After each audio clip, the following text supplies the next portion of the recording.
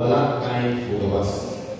Kaya ang disgrasya kung natin mugawas, kunya kusog na kayong hangin, manlupad na ng mga chia sheets. Debris will be flying around. Then stay away from windows, especially kung ato mga bintana is below.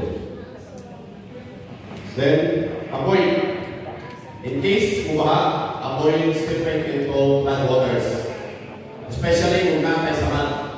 Natay open roads, refrain.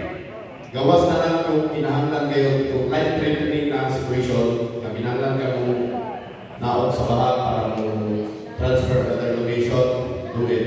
Pero kinahanglan after sa typhoon, consult doctor para matagaan ka rin sa utaman. Tuloy kayo sa leptospirosis. Then next is what to do after the typhoon.